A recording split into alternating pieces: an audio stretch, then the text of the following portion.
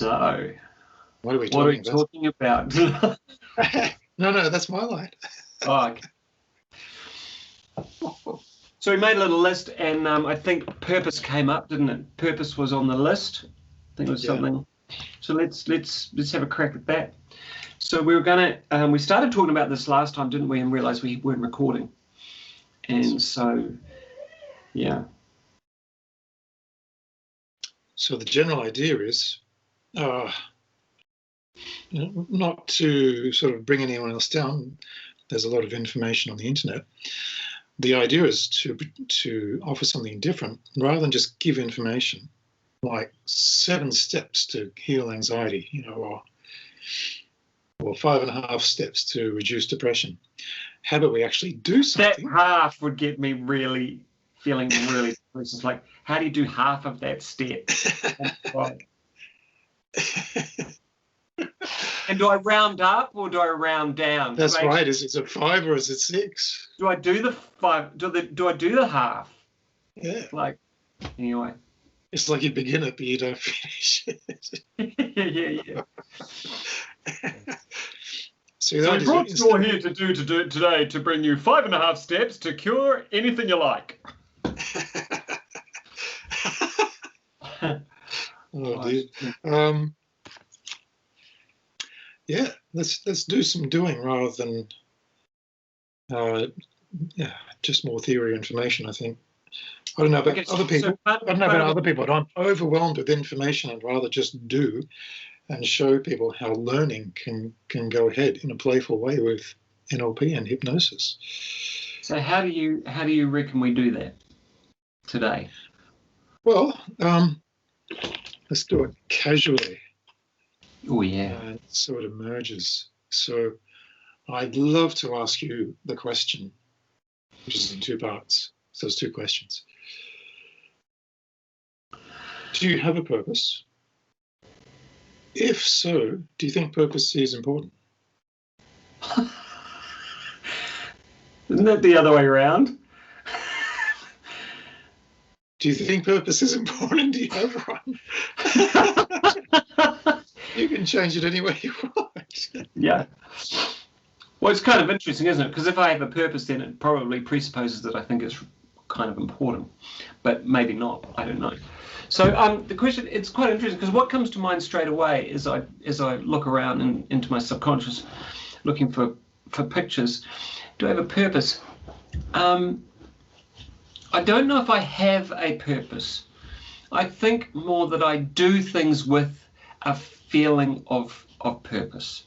Like I feel it when I'm doing something. Like today, I did a couple of digital art pieces, and it was interesting. Actually, one of them was really emotional, and it was quite. They don't take long because I've kind of got an idea of what I want to do. So, and I've got a whole raft of images, and so it was kind of like just playing, and then something came up, and I went, wow! And it was based on a monarch butterfly that I photographed this morning, and a digital glitch thing I'd made previously, and sort of brought them together with some words, but it was kind of, I don't know, it was quite fascinating, but it felt meaningful. Whether anyone else finds that in the image is up to them, and yet it felt like I was doing something that had a purpose. Now, I don't know what the purpose is or was when I was doing it. I don't know if I care anymore about what it might have been when I was doing it.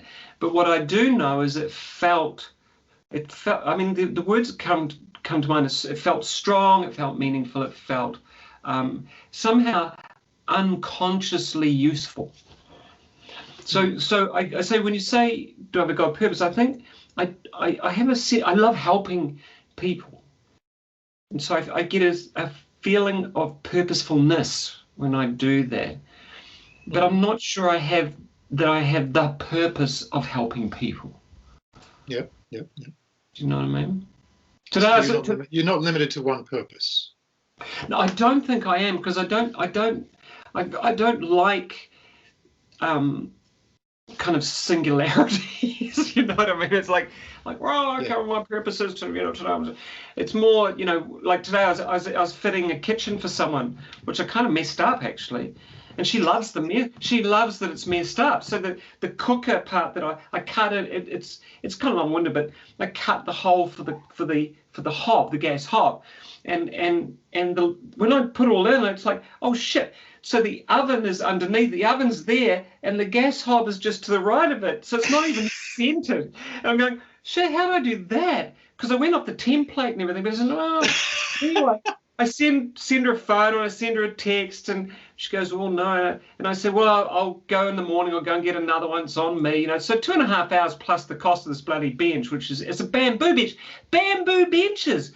Oh my God, they splinter and, they shit themselves. It's shocking. So, yeah, but I managed to, cut it. I flipped it over, cut it the right way. But fun. But anyway, so anyway, I get home and going, I'm telling my wife, Wendy, that, I've got to do. And I felt like my purpose to help this person and because she's got a new place and all that sort of stuff. It's an old new place. Was, my purpose is to do what I can for her as cheap as possible to make her house more livable, which is what's happening. So anyway, I get home and tell Wendy, oh God, I've got to go out in the morning first thing, get another bench and fix it up. Anyway, I get this text from her saying, oh my God, I love it.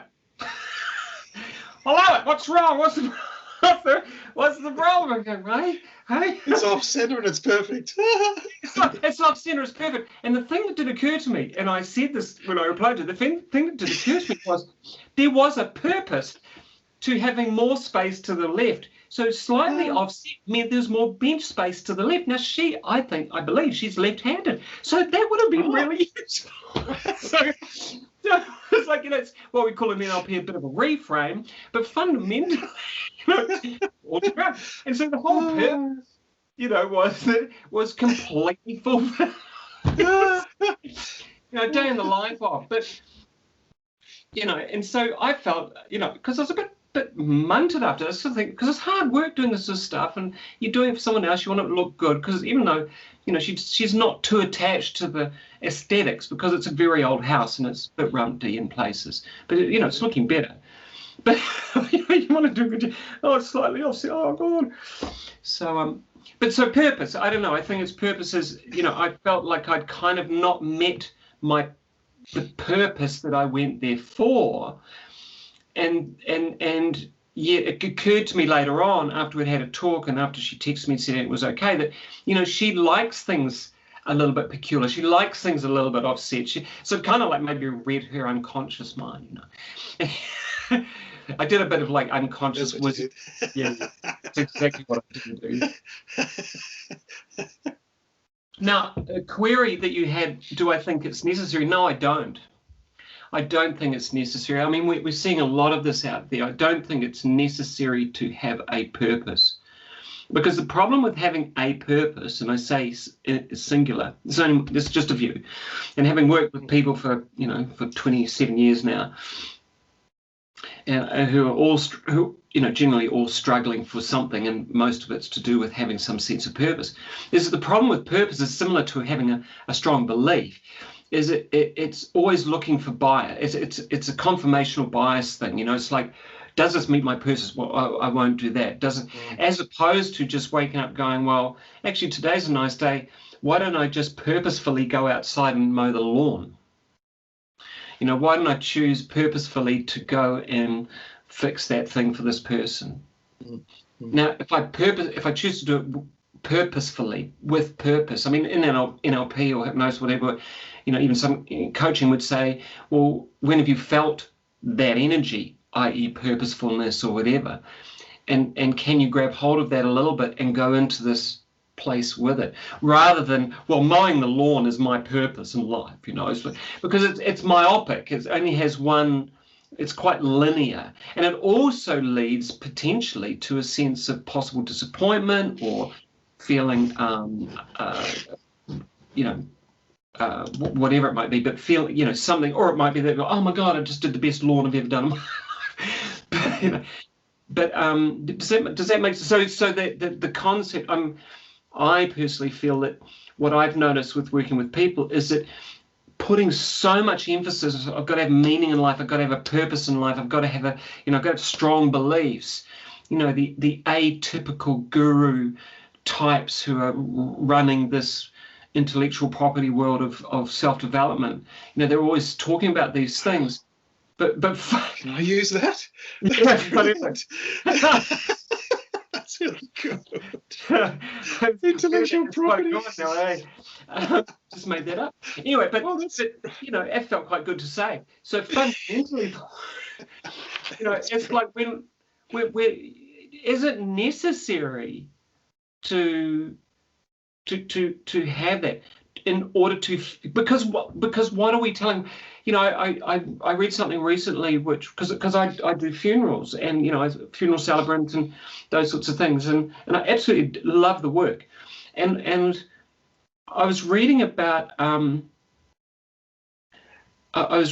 people who have lived a long life, and this is into the late 90s, early hundreds, and that sort of thing, and there was a generalization made, and I think it's an easy generalization to make, that the people who tend to live the longest have the most purpose. Like they have a very clear purpose. And I guess on one level, looking from the outside, that makes sense. But I wonder if that's necessarily how they would put it. Mm-hmm. Maybe their purpose is to do things with purpose. Because to have a purpose means you've got to have an outcome. There's an outcome. There's something out there that's going to shine once because I've met my purpose. And, it's like the destination is more important in some ways. Mm. But I wonder more about, it's like belief. Is it really important to have a belief, or is it more important to just have a sense of engaging whatever I'm doing to my fullest potential? And just enjoying what comes out of it, Mm. But like clowning or whatever, you don't know what's going to happen, and you're supposed to fail. You're supposed to fail and maybe lose something. I learned today that offset is fine. It can be. I think it's beautiful. Center. Show me a perfectly straight, perfectly balanced physiology. Show me one. No such thing. Mm. Okay.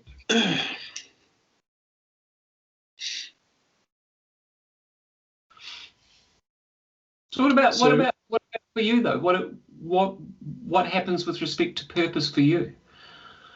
Well, I really like what you said. So you've gone, okay, the singular focus of a purpose might not be as you use the word myopic, so that's great. So the idea, expand that to purposes. Do we have purposes? Are they already set in stone, or can we make up new ones? Can new ones emerge? My case.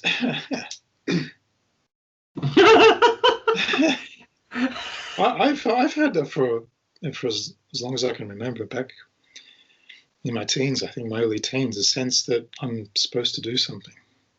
Mm. And I'm supposed to do something that makes a big difference.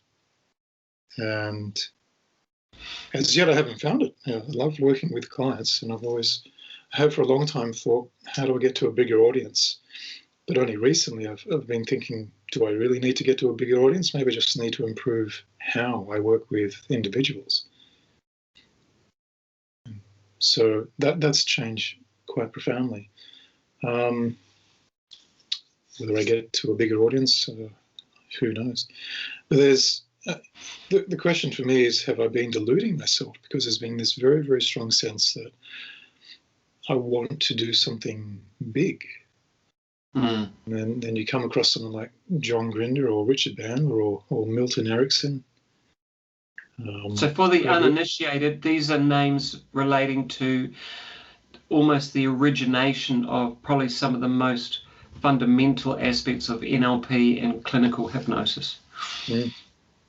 And Gregory Bates, and I'm name dropping, but the purpose of that is it's almost like the sense I've had is, although I've wanted to achieve something of note, of significance, it's like there are these giants that seem to have done it all. It's all been done, and it's a conflict within me. Although I want to achieve something of great value, there's another part of me that's going, it's all been done. Mm-hmm. There's nowhere to go. And what is that like? What is that like in your, in your system? What is that like? It's a very strong tension in my midline here.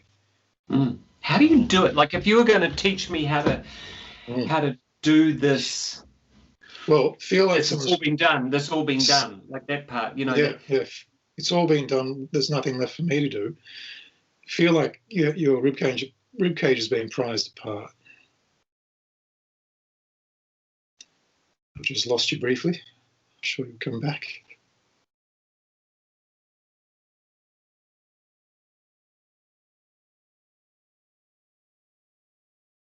Here he comes.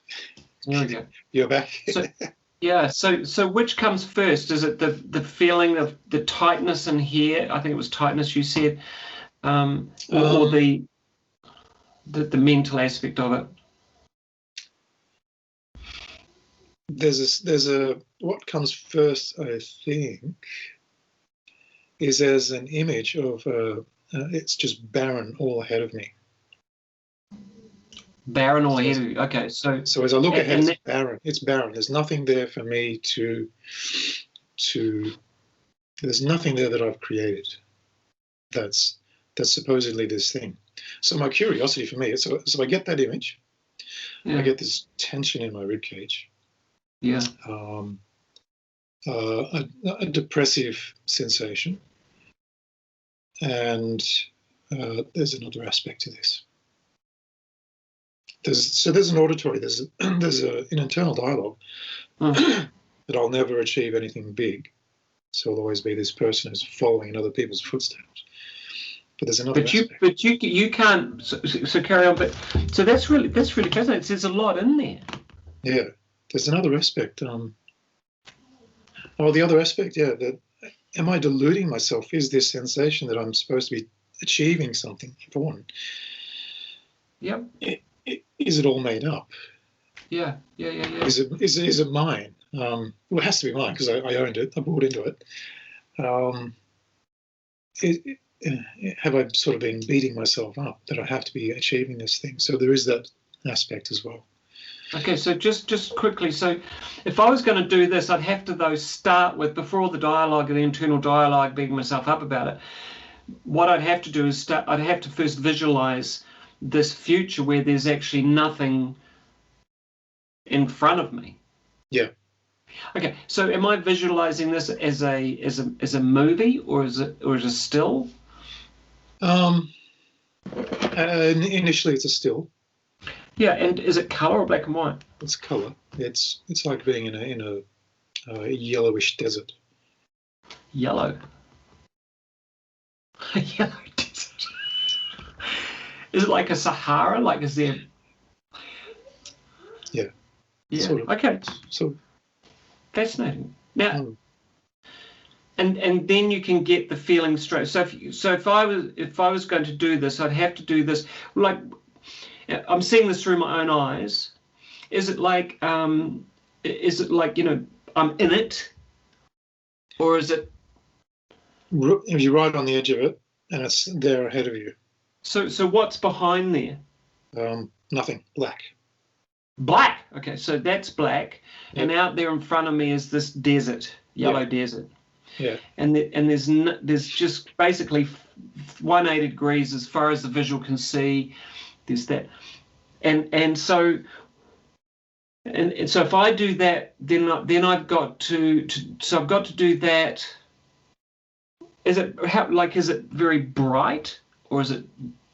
Bright. It's bright. Yeah. And so I just take notes. Yeah. How cool. So if I was going to do this, I would have to like visualize that there's that. But the other interesting thing is this black behind me. I find that quite interesting. That's quite interesting. So there's no sense. It's like a diorama, but I'm just on the edge of it, and it's huge. Yeah. There's Well, nothing behind me. Yeah. It's almost like what was that movie with Jim Carrey where he's in that that whole world that was made up. Oh yeah. Yeah. Anyway, so we all know. Spotless Mind? The Spotless Mind one? No. There's another one. It's the one where the whole movie is about him. It's a virtual reality movie or program, and okay, he's living in this world, and he doesn't know he's living in this world. He's born there. Okay, so there's this whole. So what would happen if there was a frame around it? Like, what would happen to the feeling in here if we put a frame around this thing?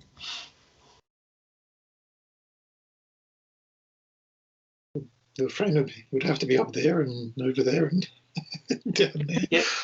So if we could do that, does what happens in your chest when you put a frame around it? I'm just interested in that. Yeah, not much because it's massive. Right it's right on my peripheral vision.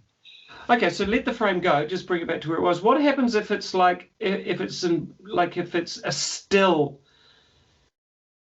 It's a still image. It's not color. Sorry, not a movie, but it's because you said it was a movie, didn't you?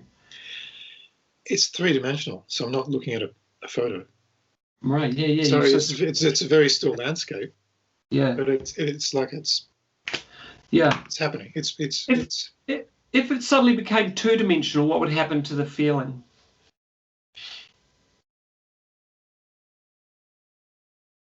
That's quite confronting. I have to step back from that. Yeah, wow. So it's absolutely huge, and it's almost like it's right there two-dimensionally. Well, yeah. Once you turn it two-dimensional, I have to step back from it. Right. Yeah. Okay. And what happens there? Oh, it's still there. Yeah. It's different. It's different though. It's I had to step back, but that's still there. The tension's still there. Yeah. So put it back how it was. So what if it was, three-dimensional, it's all out there, space, and it was black and white? There's no yellow, it's just black and white, lots of contrast.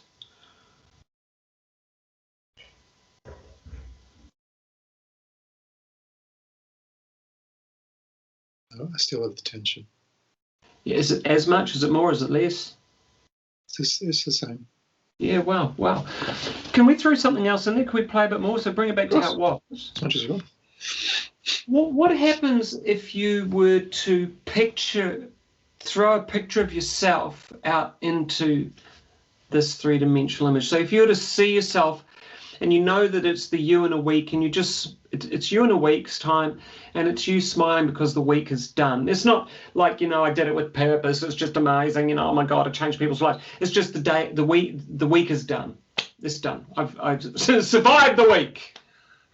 So just a picture. Maybe who survived the week? Me in the picture, or? Yeah. So you're in the picture and it's an image of you just in a week. In a week's time. Yeah, and maybe you've got a beer or something, so you're just having a beer at the end of the week, or I don't know, whatever you're doing. So you want him in the landscape. So he's in this barren landscape. Yeah, I want to know what that's like. and he's got a drink. Yeah, and it's weird. There's footprints leading to yourself in a week. Yeah, that's easy. Now, what happens inside when you run that? Curiosity. It's okay. A feeling of what's he doing there? That's really good. What is he doing there? If you knew, if you guessed, what is he doing there apart from having a drink? He's standing there. There's nothing to sit on, so he's just standing there and he's relaxed and he's got a drink in his hand. Yeah. And he's looking off further into the future.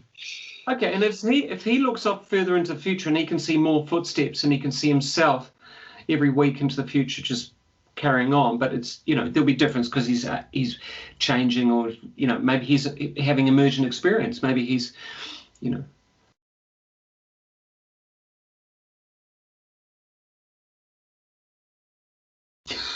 What happens there?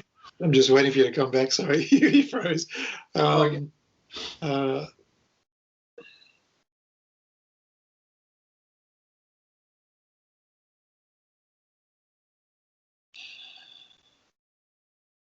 It's a curious feeling. So something shifted in your chest because you're breathing deeper. Breathing slower. Yeah. Yeah. There you go.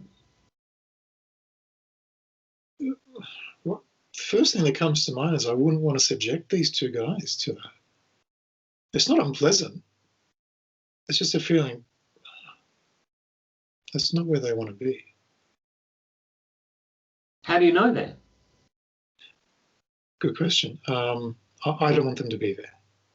You don't want them to be there because? There's just more. They're just stepping into more barren. When you put right, yeah. When you put him out into the future even further, and he was watching him again even further into the future, I was waiting for something to emerge. I'm looking around them, going, maybe something will pop up. Yeah. What would be something that would be curious to pop up? What would be, I don't know, just as well, a surprise would have been nice, but he's very far away into the future, so I'm not. The first one, he's relatively close. I can see him, but the other one's really far off.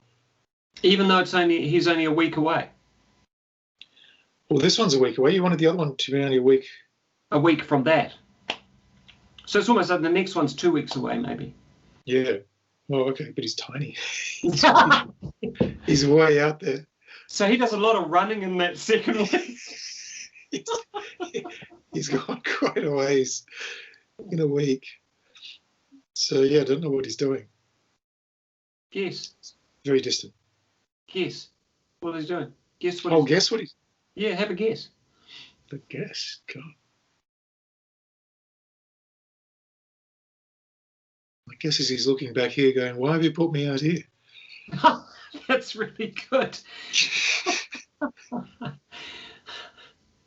So at this point, I mean, so pull it all back. Come back to where we were. So remove yourselves from this image in the front. Bring it back to how. Can you bring it back to exactly how it was? Pretty much. Okay. Yeah. So the tension's lessened. The tension's lessened. What? Okay. How come? Come on, guess. My guess is the original landscape did have. So you can imagine a desert scene, but there's a slight incline to the horizon, which is actually quite close. And I don't know what's beyond that. Right. But then you put me 1 week, then another week, and the other week went beyond that horizon. So the original feeling was it's only this far. That's it. And there's nothing to it. But you put him even further over there, so it extended the horizon further than I've ever imagined it. Wow. And the tension decreased. So are you saying that if I was going to do this, I could decrease the tension in here by in some way perceiving that there's a much more distant horizon? Yeah, there's more than I thought there was. Than I first imagined. And if I was to make it even more, what would happen?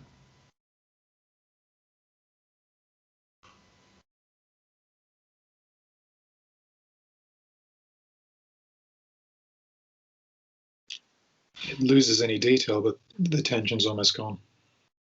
Wow. I can't actually feel the tension. Wow. And I'm not aware of any internal dialogue. Now, if you were to jump out of, close your eyes for a moment, close your eyes. If you were to jump out of your body and see yourself just in this space, maybe it's part of the three-dimensional realm, or maybe it's just sitting in this room, and you just see yourself with no internal dialogue, with no tension in the chest. What do you guess that this person sitting there in front of you wants? What does he want when he's in this state?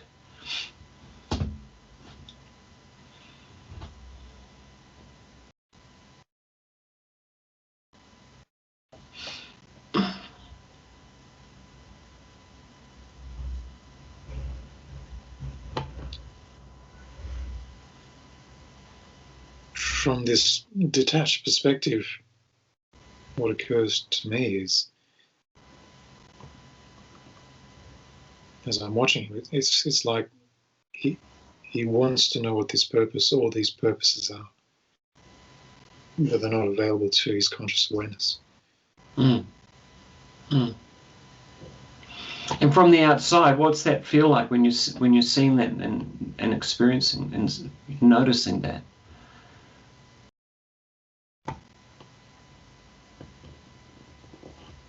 Well, my initial experience was I'd love to be able to give it to him. Mm. Whether it be singular or plural, whatever they are, I'd love to be able to, here they are.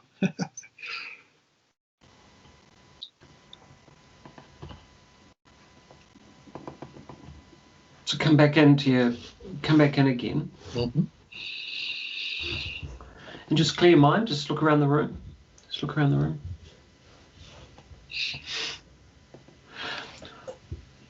So when you consider this kind of diorama again, something's shifted because you've got a distant horizon. No, when I brought the two out, you asked me to bring the two figures out. Yeah. It went back to the original. Interesting. Is it exactly the original right now? I'm thinking it is. I Yep. don't see any great difference. So if you were to just extend the horizon without anyone in it, just extend the horizon as far as you'd kind of like it to go, what happens in your chest?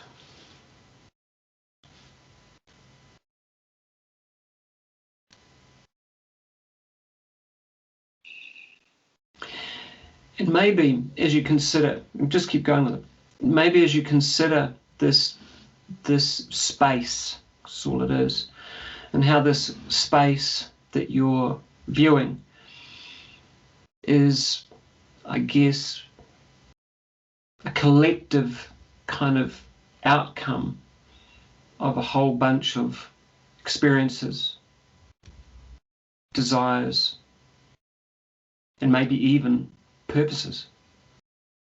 If you were to consider all of the things that you have an interest in your life and have had an interest in your life, and you were to, through that, suggest to your unconscious mind that it could create a new diorama, one that has a horizon, one that has curiosity, all those things that you consider important, vital.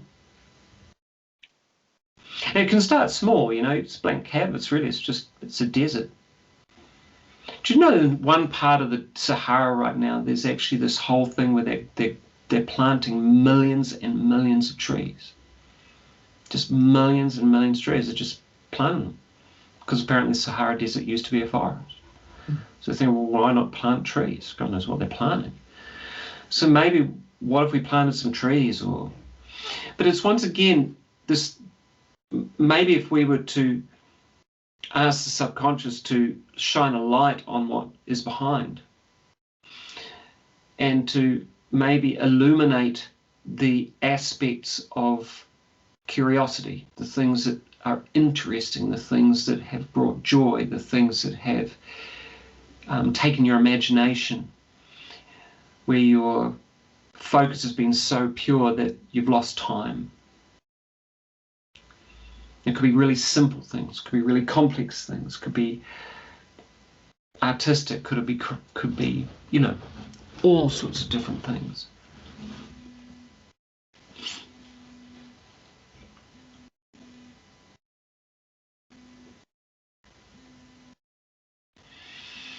and pulling on that to some degree, and maybe allowing it to move through you out into the space in front.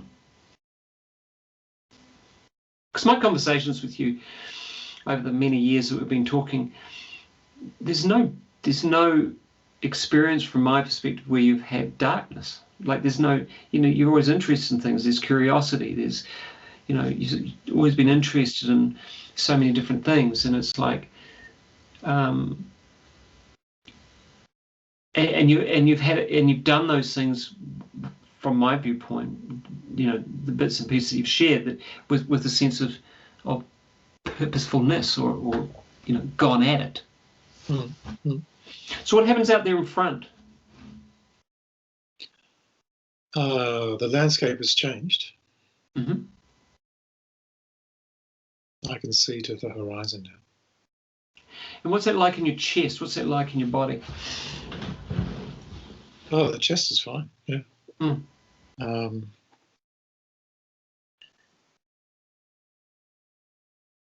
Yeah, it's very quiet inside, which is curious. Mm. And it's no longer yellow. It's more of an Australian red desert with rocks. Yeah. Because you like the desert. I do like the desert. Yeah. I'm pulled to the desert. I don't know why. Interesting. So if we were to just if you were to bring your mind back to what we've been talking about, this concept of having purpose, needing to have purpose, wanting to have purpose, and you were to just think about that now, what's going on with regards to that? As soon as you said purpose, it came back. The word itself. Yeah. So what does purpose mean to you? Yeah.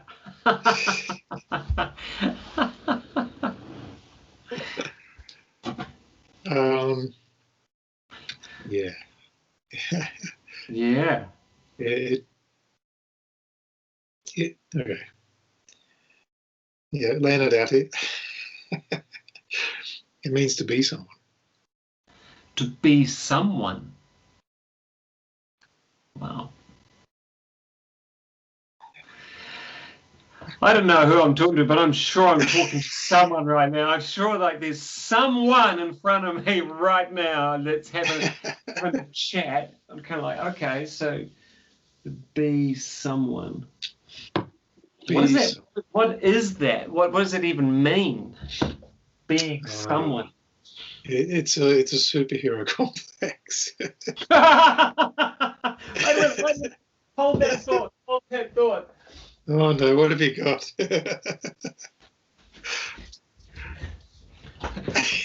Which one is it? That's more Superman. Yeah. It's more Superman. Yeah. All right, so it's the Superman. So kind of like an alien.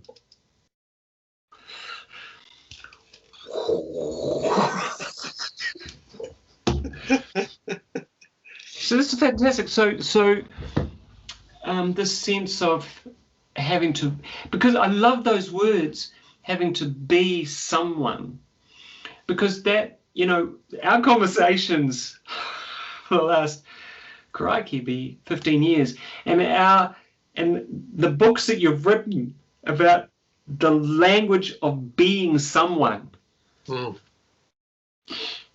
That's an abbreviated version. That's a simplistic version. It's being. It's experiencing recognition. It's experiencing.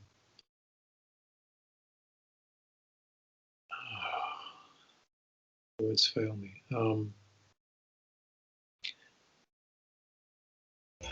Being seen as important in the eyes of others.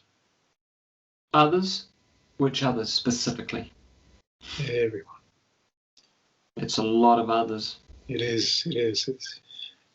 So, whom specifically might you have wanted to be recognized by?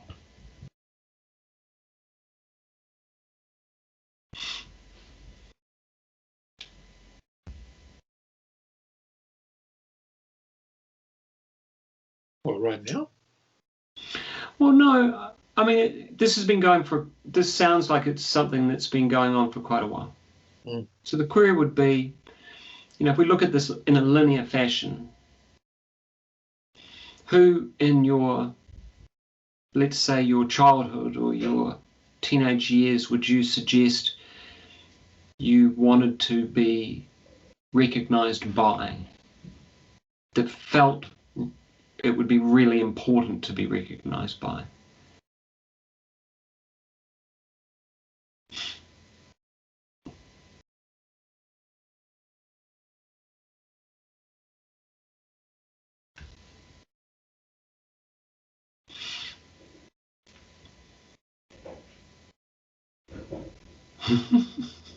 Not sure. Yeah. If you were to guess?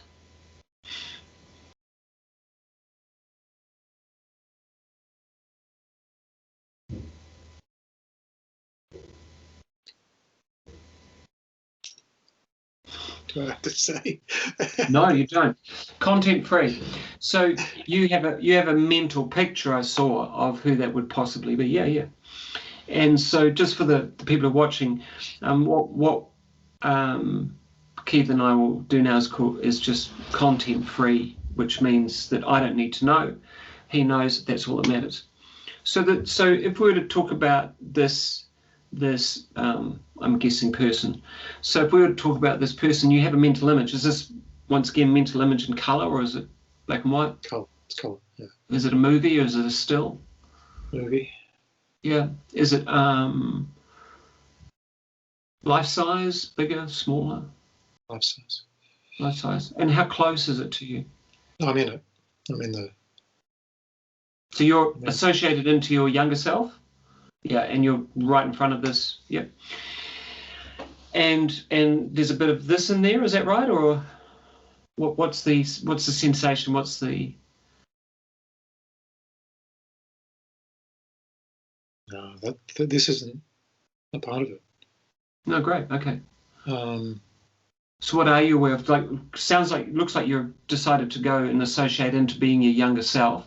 So you're looking at this person in front of you. So what's the immediate feeling that you're feeling? Like as this younger you? The immediate feeling was, if I could impress you, yeah, you would like me. You would appreciate me. I would. Yeah. Mm. And that would mean you would be what?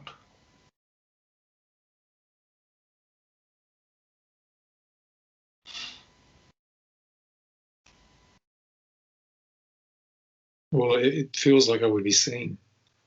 Yeah, and when you're seen fully and completely, what comes out of that that's even more important?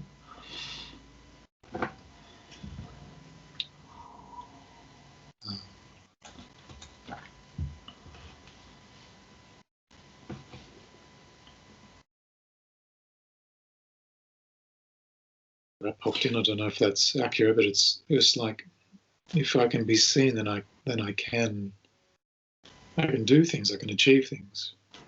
Yeah. Because you can suddenly be able to do things because you've been seen. So that would mean you're seen as someone who can do things. Is that right? Yes. Or you're seen? Yes. Okay. Yes. Okay. So I'm seen as someone capable. Capable. Yeah. Possibly creative.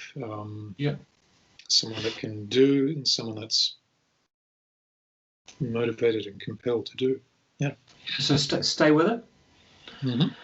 So stay in that young age, and now imagine you're just floating up out of your body. So you're floating up out of your body, and you're floating up above this. So you're above the past, and you're the older, wiser you looking down.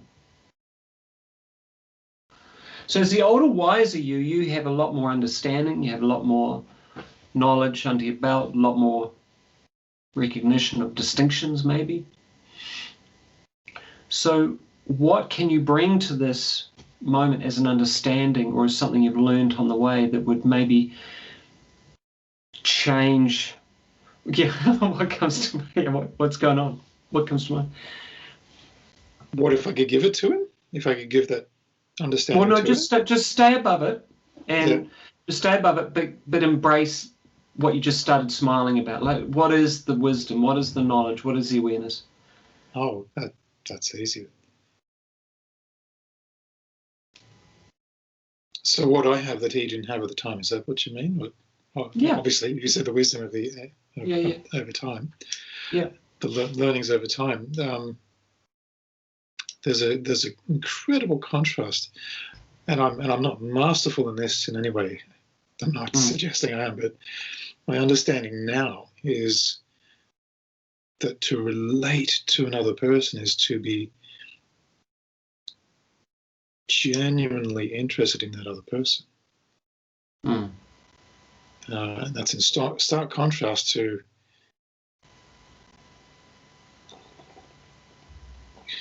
whether he had that. He was so focused on being seen. So I mean, he's very young, I'm guessing. Yes. So the fundamental thing is early, just before teens. Right. It's not that young, but young enough. So stay with it, stay above it, above it. So you've got this understanding, and if you were to just fully embrace it as you're floating above, fully embrace it, what do you think might begin to change down there below you in that situation with this wisdom? I'm allowed to impart it to him, or I'm up here? Why not? I mean, it's, you can do anything you like. I mean, why don't you take this wisdom and knowledge and just float down back into his body with it? Try that out. Oh. Yeah. What shifts? It'd be awesome. It'd be. Yeah, it would be. It's no longer. No, sorry. Yeah, I'm just because it sounded like you're going into it would be, but when you drop down into it, what is it? Oh yeah, so I'm in it. It is. Yeah. It is. It feels so.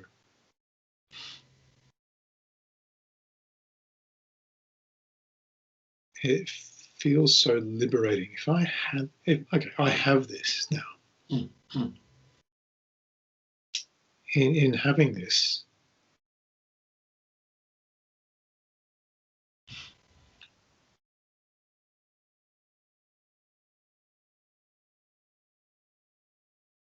yeah. Start visually. What changes about the way you're seeing this person in front of you? What changes first about that?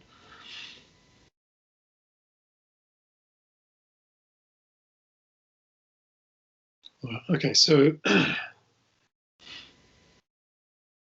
the original experience was one of fantasizing about being Superman or super person type being who just wants the adoration of everyone else. It's because I'm so capable. They will just adore. Moving to the new experience, it's more about equality and incredible interest in other people. So the other one wasn't interested in others. It was more interested in getting adoration from them. The new experience is about engaging others, not having to be important because I'm already capable. That doesn't have to be given to me. Yeah.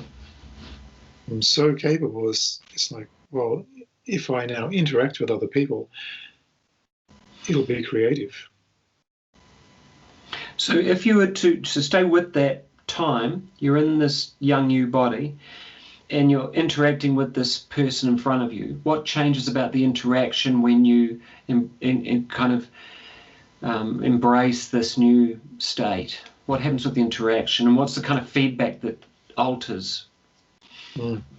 Well, it's changed from look at me to I'm looking at you, and I want to know about you.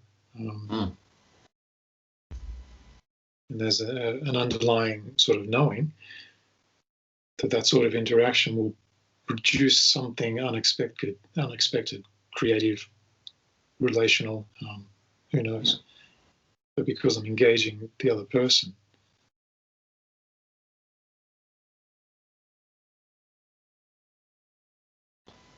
It's more about being surprised with the outcome. Nice. Now, with that, closing your eyes again, staying with your younger self. So with that, recognizing that there's a potential surprise with the outcome because you're more, your words, curious, I think, about the other person. It's not all about what you can get. It's maybe what you can experience with this person or give or whatever. So what immediately, like if you would look into your future now, what immediately looks different about how your future is panning out in front of you now that you have this curiosity about other people, about just getting into it? What changes about how you are perceiving your future now? Yeah. Oh, that's unfortunate. As soon as you said the future, the original landscape popped up just there. Yeah, great. So is it exactly the same size? It's not smaller, isn't it? Well, it's got to fit in with where I am now with this exchange I'm having. So it's sort of like a postage stamp there. Great. Yeah, good. So it's interrupting what's going on. Great. So put your hand out. And grab hold of the postage stamps. Remember, you're the little kid, you're the little guy, preteen. You've just had this learning. You're having this. So I want you to just move this postage stamp around. You know how you can get all sorts of postage stamps? You can have Disneyland postage stamp. You can have all sorts of crazy. You can have animals, favorite animal, whatever. So I want you to just maybe play around and move this thing around in space, even further to the side or the other side or down or up, until you find the place where it actually could be useful to you as a reminder of kind of where you don't want to travel anymore.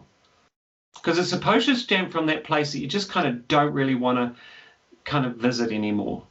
But you need to know it's there as a reminder. Well, it can be there and it can also be there. No, choose one. Which is the most comfortable to?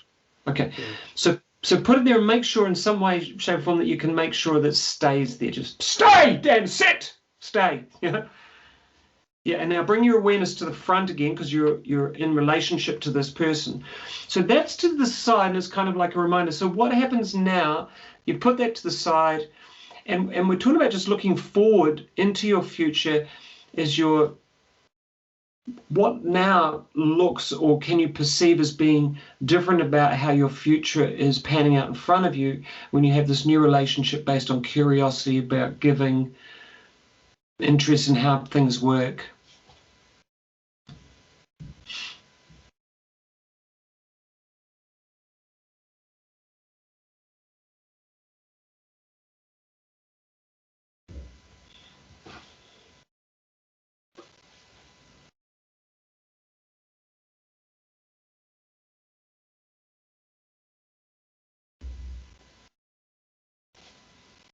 It's hard to put into words. Different though? Oh, yeah. And what's the chest doing? What is the chest?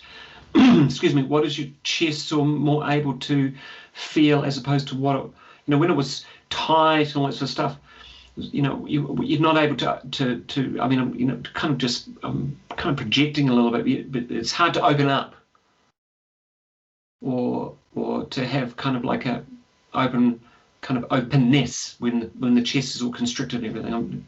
I hope that's not kind of projecting an idea. But if it is, tough. We're just mates having a chat. so it's very relaxed, across my chest, across my shoulders. Yeah. It's noticeable from the outside that you've been adjusting yourself to allow for that. It's quite noticeable. Now, if you were to see yourself growing up from this point, so see yourself, in a week, or a couple of weeks, months, years. So what looks, feels different about that? just first thing that comes to mind. Don't dwell too much, but what intuitively just comes to mind? Well, oh, that's different. What would that be? It's